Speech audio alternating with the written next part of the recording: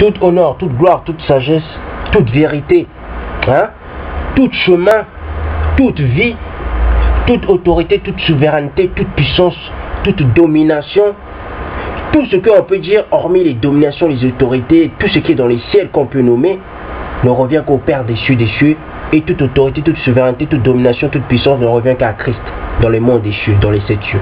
D'accord? Parce que je fais la part des choses. Donc il y a les cieux des cieux, puis il y a les cieux tout court. Et on va parler des femmes, on va parler des parties, on va parler c'est quoi l'amour véritable. Et peut-être ça se peut je vais faire une deuxième ou troisième vidéo, je vais prendre les apocryphes. Parce que nombreux de mes frères disent toujours, ils mettent sur YouTube, je sais pas, ils mettent sur YouTube, ouais mais les apocryphes sont pas interdits. Ne vous inquiétez pas, on va aussi parler des apocryphes. Et j'ai déjà parlé du livre d'Enoch. Si j'ai la grâce, je vais parler du jubilé, et je vais parler du livre d'Adam. Hein? Je vais parler de l'apocryphe, l'apocryphe d'Abraham, je vais parler de l'apocryphe de Isaac, j'ai les documents, donc chaque chose à son temps. Hein? Donc on va rentrer dans le vif du sujet, la femme. Pourquoi je parle beaucoup de la femme? Pourquoi je parle beaucoup de l'homme? Pourquoi je parle beaucoup des enfants? Pourquoi je parle beaucoup de la génération d'avant, du futur? Pourquoi? Nombreux vont dire, mais il le fait, c'est pour se rendre important, ou bien je ne fais pas ça pour les gens. C'est ces gens les écrits. Hein? On va rentrer dans les écrits et je vais vous prouver que l'amour, je vais vous prouver que quand tu as une relation conjugale avec ta femme ou quand tu t'unis avec une femme, c'est spirituel. Je vais vous le prouver, scientifiquement et historiquement. Hein? Donc, sur ce, on y va. Je prends Deutéronome 21, 10, 17. Excusez-moi, parce que je suis malade, donc excusez-moi. Hein? Donc, Deutéronome 21, 10, 17. Lorsque tu iras à la guerre contre tes ennemis, si l'Éternel les livre entre tes mains et que tu fasses des prisonniers parmi eux, peut-être verras-tu parmi les prisonnières une belle femme et auras-tu le désir de l'épouser. Alors tu la conduiras à l'intérieur de ta maison. Elle se rasera la tête, se coupera les ongles et quittera les vêtements qu'elle portait quand elle a été faite prisonnière. Elle habitera chez toi et pleurera son père et sa mère pendant un mois. Après cela, tu t'uniras à elle. Vous voyez, unir. Unir veut dire avoir des relations conjugales. Non, ça ne sert à rien de dire souvent des mots que vous connaissez de chaque jour. Hein? Mes soeurs, mes frères. Non, je continue. Si elle cesse de te plaire, tu la laisseras aller où elle voudra. Tu ne pourras pas la vendre pour de l'argent ni la traiter comme un esclave parce que tu l'auras humiliée. Ça, on ne parle pas des femmes bantoues. Hein? Ça, c'était au temps ancien. On parlait des autres, que tu sois peuple noir ou pas, on parlait de tout le monde, mais sauf les bantous. Parce que la femme bantou, un homme bantou doit considérer sa soeur comme lui-même. Je vais le démontrer. C'est ce que Paul disait même. Hein? Supposons qu'un homme qui a 2 femmes, vous voyez, 2 femmes, donc supposons, c'est une théorie, c'était pas vraiment ça, parce que supposons veut dire une théorie, hein, c'est une théorie, donc c'est une hypothèse, donc autant aussi tu pouvais avoir, même maintenant, un bantou peut avoir 2 femmes, il peut avoir 3 femmes, c'est pas interdit, mais pour les Bakongo, pour les Lévites, c'est mieux d'avoir une femme, parce que toi le Bakongo, il faut que chaque jour tu dois pousser ta spiritualité, donc tu n'as pas le temps d'avoir 2 femmes. Ben, après, je n'interdis pas un Bakongo d'avoir 2 femmes. C'est pas interdit dans les Écritures. Mais c'est très dangereux pour un Bakongo d'avoir 2 femmes. C'est comme moi, je suis un Bakongo. Pour moi, c'est très dangereux d'avoir 2 femmes, si on voit bien. D'accord? Mais c'est pas interdit, mais c'est mieux d'avoir une femme. Je continue. Aime l'une, mais pas l'autre, et qu'il ait des fils dont l'aîné sort de la femme qui n'aime pas. Quand il partagera son bien entre ses fils, il ne pourra pas reconnaître comme premier-né le fils de ceux qu'il aime, à la place du fils de ceux qui n'aiment pas et qui est vraiment l'aîné. Il reconnaîtra au contraire comme premier-né le fils de ceux qui n'aiment pas. Donc, entre tes 2 femmes, parce que entre tes 2 femmes, tu vas toujours aimer plus que l'autre. Après ça, je n'en sais pas. Pour moi, je pense que quand tu t'attrapes 2 femmes, je pense qu'il faut les aimer de la même manière. Parce que quand tu t'unis avec eux, normalement, tu t'unis avec 2 femmes, normalement, ce sont les esprits. Ton esprit puis son esprit, leur esprit à tes 2 femmes ne font que un avec toi. Donc, normalement, tu dois respecter, tu dois aimer les 2 de la même manière. D'accord? Mais ça, c'est moi parce que moi, je suis spirituel. D'accord? Mais je dirais toujours à mes frères, c'est mieux d'avoir une femme. Parce que deux femmes, souvent, ça, à la fin, tu as mal à la tête. Hein? Ben après, ça, c'est mon point de vue. Après, si vous voulez avoir deux femmes, ça ne tient qu'à vous. Mais le vrai mariage, la vraie union, c'est un homme et une femme. Parce que Adama et Ava, ils étaient que deux. Ils étaient pas, Adama n'avait pas beaucoup de femmes. Donc c'est pour ça, quand je parlais de l'autre vidéo concernant le sperme, je disais toujours que le vrai mariage, c'est entre une femme et un homme. C'est pas entre un homme puis des femmes. Mais si tu veux t'attraper une concubine, c'est pas interdit dans la Bible. Donc je continue. Et on reconnaîtra au contraire qu'en premier-né le fils de celle qui n'aime pas et lui donnera une double portion de son bien. Car ce fils est le premier de ses enfants. Le droit d'aînesse lui appartient. Vous voyez bien? Donc au temps ancien, il y avait toujours des testaments. C'est là maintenant que le peuple bantou n'a plus de testament. C'est pour dire que Abraham a laissé un testament à son fils. Et son fils a laissé un testament à Yacouba. Et Yacouba a laissé un testament aux 12 patriarches. Vous voyez? Après les 12 patriarches, ils ont laissé des testaments à toutes les générations, à tous les 12 tribus des Bantous. Et c'est comme moi, quand je vais laisser un testament à mon fils. Ou bien je vais laisser un testament à mes fils. Ou bien je vais laisser un testament à mes enfants. Vous voyez bien, chacun doit laisser un testament. Parce que c'est comme ça. C'est ça. Un vrai Bantou doit toujours laisser un testament. Vous comprenez ça? C'est pour ça que je dis que Abraham n'a jamais fait un testament avec les chrétiens. Abraham ne connaît pas les chrétiens. Pourquoi? Parce que l'Éternel n'a jamais fait un testament pour les chrétiens. Paul va lui dire, attendez, quand je vais parler de Paul, de la loi, des promesses de l'église, Paul va vous dire, Paul va vous démontrer même que Paul n'a jamais dit que le testament s'appartient aux chrétiens. Paul n'a jamais dit ça. Attendez, donc je continue. Hein? Je vais prendre Deutéronome 25. Deutéronome 25, 5, 9. Lorsque des frères habiteront ensemble et que l'un d'eux mourra sans laisser d'enfant, la femme du défunt ne se mariera pas en dehors de la famille avec un étranger. Vous voyez bien? Donc si par exemple moi je meurs, après ça je pense pas que c'est pour les Bakongos. Parce que je pense pas que c'est pour les Bakongos ou les prêtres.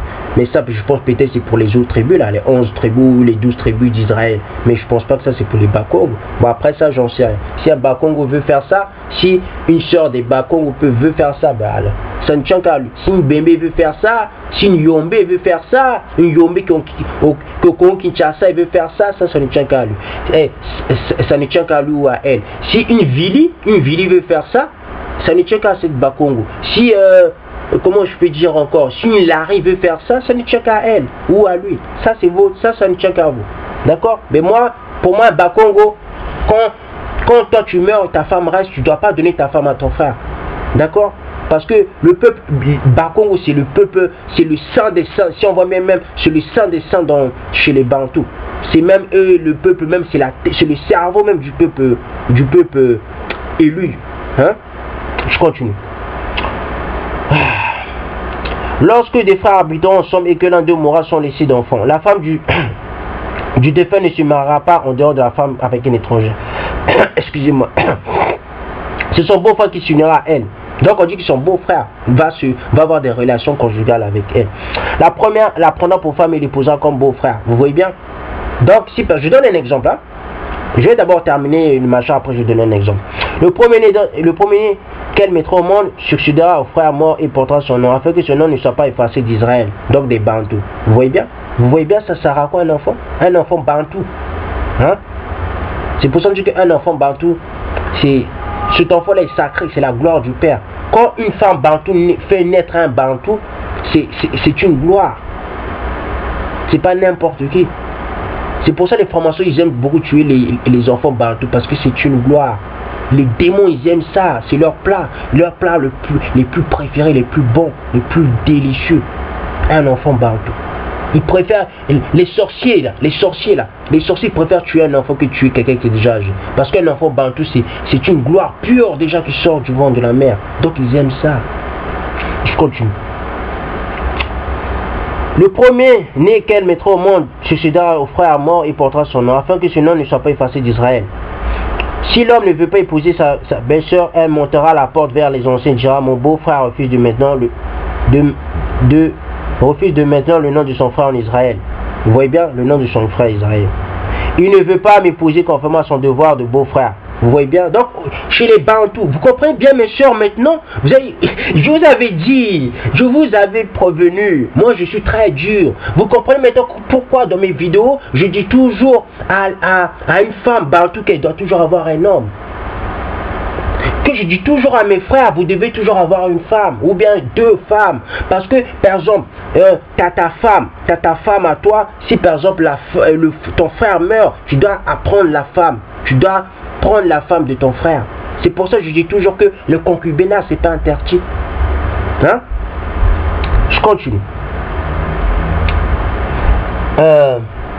Je continue. Les anciens de la ville, appelant l'homme, ils lui parleront. S'il persiste dans sa position et dit je ne veux pas l'épouser, alors sa belle-sœur s'approchera de lui en présence des anciens, lui enlèvera sa sandale du pied et lui crachera au visage. Prenant la parole, elle dira voici ce que l'on fera à l'homme qui ne veut pas bâtir la famille de son frère. Vous voyez bien? Vous comprenez pourquoi je dis, quand je dis toujours l'union. Le peuple bantou, ils ont oublié qui ils sont. Le peuple bantou, si tu savais que tu es mon frère, mon frère, tu savais que tu n'allais pas faire des choses abominables. Tu n'allais pas faire de l'adultère, tu n'allais pas faire de la fornication, mon frère. Donc, là on dit que la femme va enlever le sandal, ainsi de suite. Hein? Par rapport parce que le frère, son frère ou son petit frère ne veut pas se marier avec sa belle-sœur. Parce que son autre frère est mort. Il ne veut pas. Donc ce sera... La femme va dire parce que toi tu ne veux pas bâtir la famille de ton frère. C'est ce qui est passé avec Judas. Quand un des enfants de Judas était mort, c'était l'autre qui s'accouplait avec Tamar, ou je ne sais pas si c'est Tamar. C'était elle et c'était l'autre là, Onan, si je ne me trompe pas. Et Onan, qu'est-ce qu'il faisait? Quand il finissait de s'unir avec elle, son sperme, il le jetait par terre. Parce que le sperme c'est la vie. C'est pour ça que je dis même, un homme doit avoir une femme. Parce qu'un homme a beaucoup de sperme.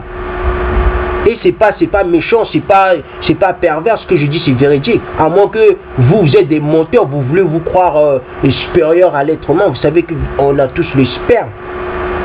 Que le sperme là c'est la vie. C'est pour ça qu'on dit que la masturbation n'est pas bon. Parce que quand tu te masturbes, le sperme là tu le jettes par terre, c'est une vie que tu jettes. Et cette vie là c'est un péché. Vous comprenez maintenant les hommes, les femmes, pourquoi je parle toujours de cela? Quand je dis que la famille elle est sacrée, c'est pas moi qui le dis sur les Écritures. D'accord? Ok. Je l'ai dit, je vais faire 3 ou 4 parties. Parlons que de la relation conjugale, de l'union entre un Bantou ou entre un peuple noir aussi. Hein? Entre une femme et un homme. Spirituel. Pas votre fornication, votre adultère. D'accord? Ok. Je vais prendre 1 Samuel. Hein? 1 Samuel. 1 Samuel 1,6. Hein? 1 Samuel 1,6.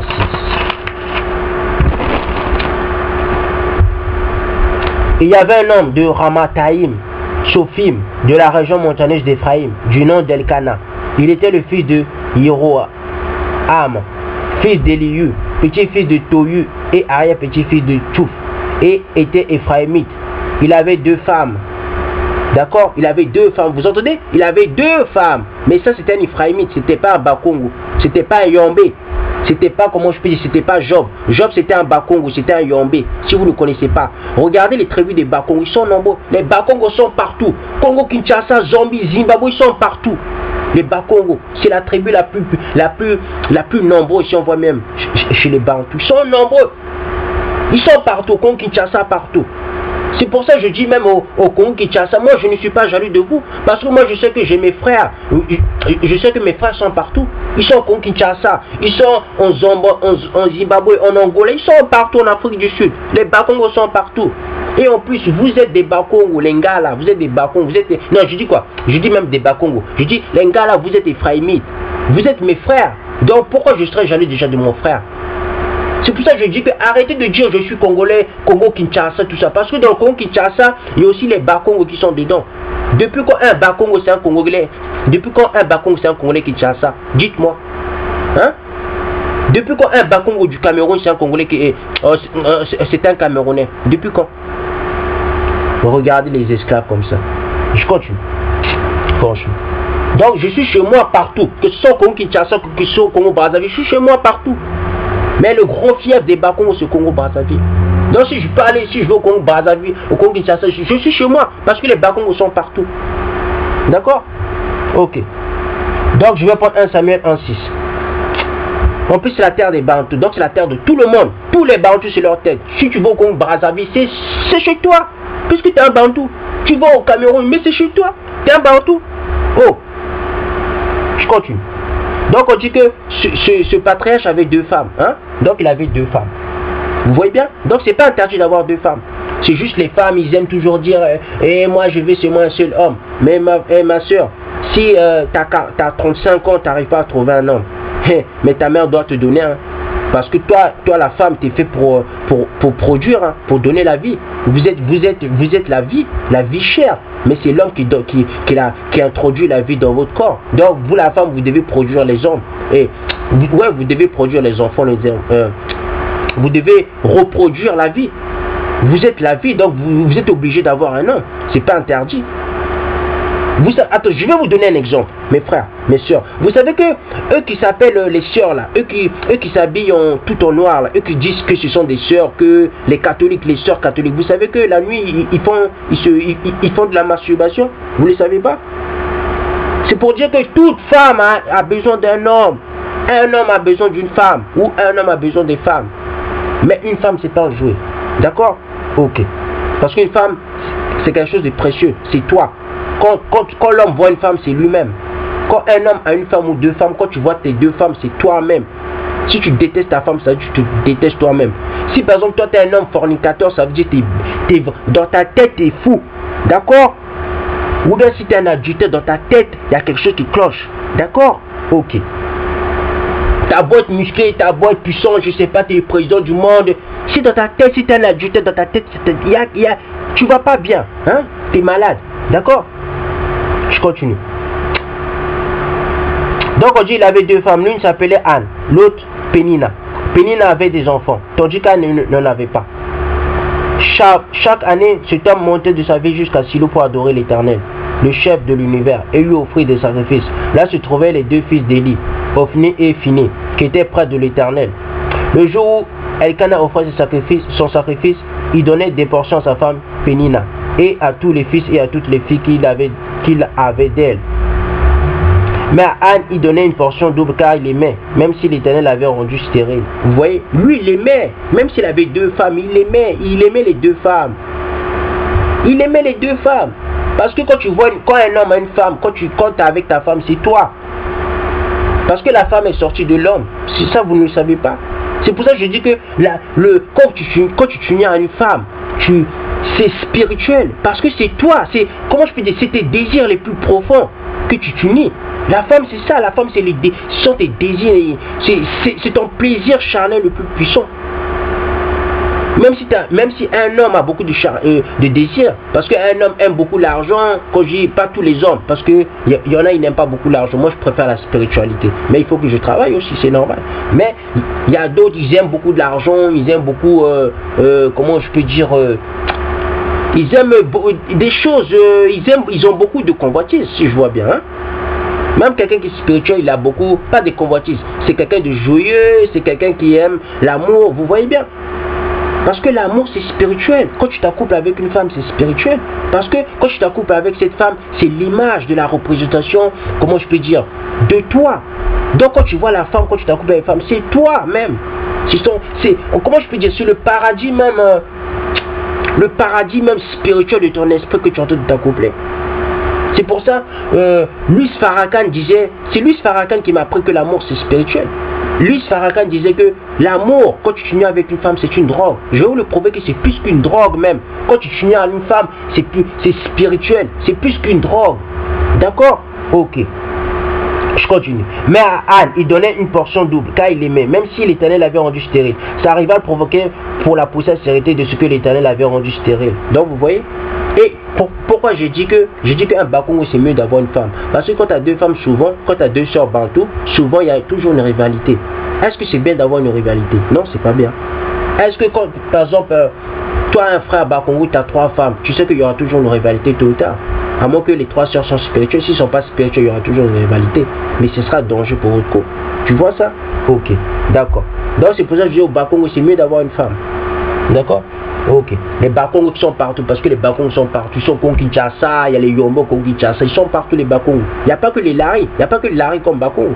Les Bakongos sont Zimbabwe, Afrique du Sud, Malawi, les ils sont partout les Bakongos. Je continue. C'est le tribu le plus nombreux si on voit bien même. D'accord? Ok. Donc je vais prendre Esther. Hein? Je vais prendre... Non, je vais prendre 1 Samuel 1, 11, 16. 1 Samuel 11, 16. Elle fit le vœu suivant, Éternel, chef de l'univers, si tu consens à regarder la détresse de ta servante, si tu te souviens de moi, si tu n'oublies pas à la servante, tu lui donnes un fils, je le consacrerai à l'Éternel pour toute la durée de sa vie, et le rasoir ne passera pas sur sa tête. D'accord, je mets d'abord une pause pour que j'arrive à expliquer. Vous savez que la vie est une durée, vous ne le savez pas? Vous savez que la vie c'est un temps, vous savez que sans le temps et l'espace, il n'y aura pas de vie, vous le savez? Vous ne le savez pas, je vous l'apprends. Vous savez que dans la vie, s'il n'y a pas le temps, l'espace, tous les scientifiques le savent. S'il n'y avait pas le temps, l'espace, nous n'allons pas vivre. Donc c'est pour ça que je suis en train de recommander à mes frères, regardez bien le film qui s'appelle Lucie. Ça va vous apprendre plein de choses. Hein? Je sais qu'il y a le mensonge dedans, il y a la vérité qui est dedans. Mais ça va vous apprendre plein de choses. D'accord? C'est pour ça que je dis que l'Éternel même est en dehors même de la vie. Pourquoi il est en dehors? Parce que la vie elle est limitée. Ça, vous ne le savez pas. Vous ne savez pas que dans le monde spirituel, ils sont... Là-bas, c'est la manifestation du Père même. Là-bas, c'est... Vous savez bien que dans le monde spirituel, il y a aussi l'espace et le temps.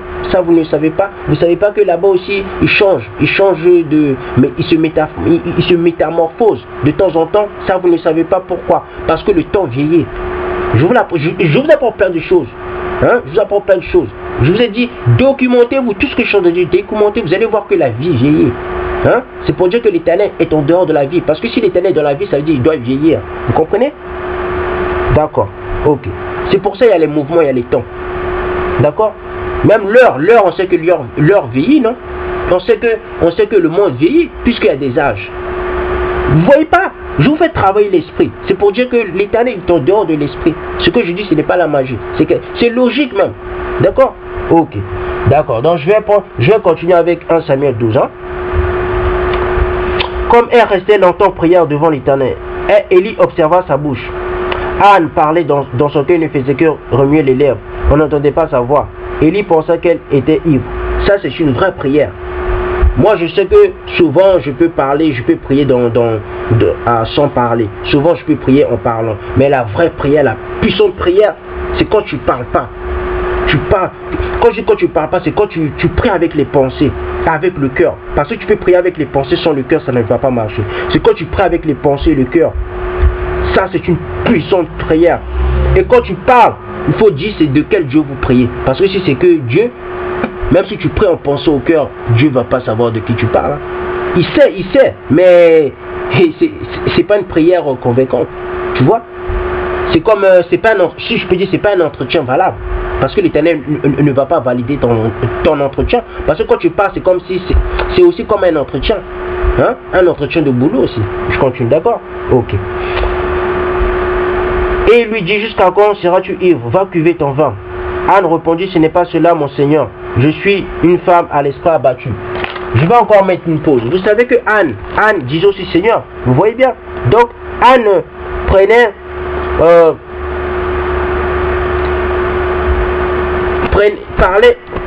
disait que Élie c'était son Seigneur. Vous voyez bien? Donc, c'est pour dire que le mot Seigneur, c'était un mot banal. Moi, je peux être le Seigneur de ma femme. Comment je peux dire? Mon père est le Seigneur de ma mère. Puisque là, on dit que Élie, et là, on voit que Anne appelait Élie Seigneur. Donc, c'est pour dire que quand vous priez, il faut savoir dire Seigneur l'Éternel. Le Seigneur l'Éternel. Il ne faut pas dire Seigneur tout court. Les chrétiens, vous allez voir les chrétiens qui vont passer sur ma chaîne, vous serez étonnés. Vous serez étonnés que je suis dur et ce que je dis c'est vrai. Hein? D'accord? Je continue. Je suis une femme à l'esprit abattu. Je n'ai bu ni vin, ni boisson enivrante, mais j'ai penché mon cœur devant l'Éternel. Ne prends pas ta servante pour une femme légère, car c'est le trop plein de ma douleur et de mon chagrin qui m'a fait parler jusqu'à présent. Donc là, je vais mettre une pause. Hein? J'ai fini avec ça. Donc, j'ai fini avec ce passage de verset. Donc, on voit bien que Anne voulait avoir un enfant. Pourquoi? Parce que c'est ce que je suis en train de dire. Je suis en train de dire, une femme qui a un enfant qui est toute seule, ou bien une femme qui est toute seule pendant toute sa vie, elle sera triste. On le sait bien, la femme, elle le sait au plus profond d'elle. Il faut qu'elle arrête de mentir. Même un homme qui est tout seul, s'il n'est pas spirituel, il sera triste. D'accord? Si un homme n'est pas spirituel, il sera triste toute sa vie s'il n'a pas de femme. Faut le dire. D'accord? Ok. Donc là, c'est pour dire que les femmes, Anne voulait avoir un enfant. Pourquoi Anne voulait avoir un enfant? Parce que les femmes, ils aiment les enfants. Les femmes, ils savent, toutes les femmes le savent. C'est juste parce que quand ils sont devant l'homme, ils veulent faire genre, ils veulent dominer, mais ils savent qu'ils aiment avoir des enfants. D'accord? Je continue. Donc là, je vais prendre Esther. Hein? Je vais prendre Esther. Je vais prendre Esther là. On va voir. On va voir ce qui concerne les femmes. Est-ce que je suis dans le mensonge ou pas? Car la vérité libère. Qu'est-ce qui libère? C'est la vérité. Depuis quand le mensonge peut libérer quelque chose? Hein? Dites-moi mes frères. Depuis quand le mensonge peut libérer quelque chose? Le mensonge n'a jamais rien libéré. Ou bien je vais prendre Esther dans un autre dans la deuxième vidéo. Je vais aller directement plus rapide. Je vais prendre Ézéchiel. Hein? Ézéchiel, ça sera mieux. Parce que là il me reste peu de temps, donc je vais prendre Ézéchiel. Ézéchiel 18. Hein? Ézéchiel 18, 6, 9. 6, 9. Il ne mange pas sur les montagnes et ne lève pas les yeux vers les idoles de la communauté d'Israël. Il ne déshonore pas la femme de son prochain, ne s'approche pas d'une femme pendant ses règles. Donc on dit qu'il ne faut pas déshonorer la femme de son prochain. Donc l'homme, le bantou ne doit même pas, ne doit pas être un adultère. Tu ne dois pas prendre la femme de ton frère quand ton frère est toujours en vie. Tu ne dois pas avoir des convoitises sur la femme de ton frère. Ou bien même de tous tes frères bantous. Parce que les bantous on est tous des frères. Donc de ton frère bantou. Tu ne dois pas avoir l'adultère. Tu ne dois pas convoiter la femme de ton frère. De tous tes frères bantous. Hein? Parce que mon frère, je vais vous dire quelque chose. Si par exemple, tu n'arrives pas à trouver une femme, ou bien tu as trouvé une femme, ça ne marche pas parce que c'était pas la bonne. Tu n'avais pas beaucoup prié, ou bien c'était pas le moment venu, tu es allé trop vite. C'est ça mon frère, c'est pour ça. Souvent ça ne marche pas. Et une femme, pour connaître une femme, il faut qu'elle habite avec toi. Parce que c'est pendant le quotidien, tu vas voir est-ce qu'on peut rester ensemble ou pas. C'est une clé que je vous donne. Tous les formations, ils savent que pour avoir, quand je dis tous les formations, eux qui font la divination, tous les sorciers, eux qui sont dans l'occultisme, hein, eux qui connaissent des secrets, ils savent que pour connaître bien une femme, il faut que tu t'habites avec la femme. Parce que c'est là que tu vas voir comment elle se comporte, comment vous comportez, est-ce que vous pouvez vraiment habiter ensemble. Vous voyez? D'accord. Donc je continue. Là, on a vu que la femme, elle est impure. La femme, elle est impure. La femme, elle a des règles. Et autant aussi, les bantous se moquaient de la femme parce qu'elle était impure. Elle avait des règles. C'est pour dire que la spiritualité entre l'homme est plus spirituel qu'une femme. Nombre des femmes vont dire c'est faux. Mais attendez, quand je vais parler de la spiritualité d'Adam, donc d'Adam, vous allez voir que Adam était plus spirituel que Ava. Si Adam était plus spirituel que Ava, ça veut dire l'homme est plus spirituel que la femme. Non? Quoi? Vous voulez l'égalité? Vous avez déjà l'égalité, l'amour. Quand un homme aime une femme, c'est l'égalité d'amour. Mais l'autorité ne vient que de l'homme. On ne vous a pas dit que la femme doit obéir à l'homme. Je vais prendre d'autres versets qui vont le dire. D'accord? Sinon, étape par étape. Hein? Il n'exploite personne. Il rend son gage au débiteur. Il ne commet pas d'extension. Il donne son pain à celui qui a faim et couvre d'un habit celui qui est nu. Il ne prête pas avec un dernier, ne cherche pas à faire du profit. Il ne prend pas part à aucune injustice et juge conformément à la vérité entre deux hommes. Il suit mes prescriptions, respecte mes règles. En agissant conformément à la vérité, celui-là est juste, il vivra, déclare le Seigneur l'Éternel. Donc on dit le Seigneur l'Éternel, on ne dit pas le Seigneur tout court. Et là on voit bien, hein, on voit bien que quand tu n'as pas de l'adultère, ça veut dire tu suis les commandements. Et là on voit bien que c'est, qu'est-ce qui fait vivre le peuple bantou? Ce sont les commandements. Même Ézéchiel le disait, tous les prophètes l'ont dit. Ézéchiel, quoi encore? Ézéchiel, tous les prophètes, Jérémie, ainsi de suite, hein, Isaïe, ils ont tous dit que c'est la loi qui fait vivre le peuple bantou. Vous comprenez bien? Donc, tous les bantous qui sont devenus chrétiens, tous les bantous qui sont chrétiens, vous êtes une abomination. Vous êtes morts, vos œuvres sont morts. Tout ce que vous faites dans votre vie, c'est mort. Que tu as beau être riche, très riche, tu es mort. Parce que tu es un chrétien, tu n'es pas un bantou. Parce que le peuple bantou doit revenir à la loi, car c'est la loi qui vous fait vivre. Vous savez ça? D'accord, je continue. Je vais prendre Ézéchiel 22. Ézéchiel 22, 9. Ézéchiel 22, 9. Chez toi, on s'adonne à la calomnie pour verser le sang. Chez toi, on mange sur des montagnes. On commet des actes scandaleux au milieu de toi. Je continue. Hein? Chez toi, on dévoile la nudité d'un père. Chez toi, on humilie une femme impure à cause de ses règles. Donc, vous voyez, la femme, elle est impure. La femme, elle a des règles, donc la femme, elle est impure. Donc, ça veut dire spirituellement, la femme, elle n'est pas plus puissante que l'homme, spirituellement, parce qu'elle est impure. C'est pour ça, dans les Écritures ou bien dans la vie même, il n'y a jamais eu de femme prêtre. Il n'y a jamais eu de femme, comment je peux dire, lévite qui travaille dans les temples, parce que les femmes sont impures. Vous comprenez ça? D'accord. C'est pour ça que je dis toujours que une femme, si elle est tout seule, si elle combat spirituellement tout seule, elle est très faible. Elle n'est pas puissante. C'est quand elle a un homme, avec l'homme, elle sera puissante. Parce que c'est l'homme qui est spirituel. C'est pour ça que je dis que toute femme a besoin d'un homme. Parce que si vous êtes une femme bantou, elle est toute seule, elle combat spirituellement, elle n'est pas forte. T'as beau être prophétesse, je sais pas quoi, t'es pas forte. Diaconesse, je sais pas, t'es pas forte, ma soeur. Ou mes soeurs. D'accord? Je continue. Chez toi, chacun se livre à des pratiques abominables avec la femme de son prochain. Vous voyez, l'adultère. Convoiter la femme de son frère. Convoiter la femme. Il y a plein de belles femmes bantou, mon frère, mes soeurs. Il y en a plein. Tu trouves pas une femme, je sais pas, en Australie, en Amérique du Sud, en Afrique, il y en a plein, mon frère. Ou ma soeur. D'accord? Chez toi, chacun se livre à des pratiques abominables avec la femme de son prochain. L'un rend sa belle-fille impure par un acte scandaleux. L'autre viole sa soeur, la fille de son père. Chez toi, on accepte des pots de vin pour verser le sang. Tu exiges un intérêt, tu cherches à faire le prophète, tu dépouilles ton prochain, tu l'exploites. Et moi, tu m'oublies, déclare le Seigneur l'Éternel. D'accord? Donc là, on a bien vu quelque chose. Et ce verset-ci, le peuple noir sait bien. Moi, je connais parce que je l'ai déjà vu. Quand j'étais allé sur la terre des Bantous, j'ai déjà vu une histoire comme ça. Hein? Quand on dit que l'autre viole sa soeur, il y en a plein. Les Bantous, il y a beaucoup de Bantous qui violent leur soeur. Parce que ta soeur, même au temps de Salomon, il y a un des frères de Salomon qui avait violé sa soeur. Pourquoi? Parce que les Bantous sont belles.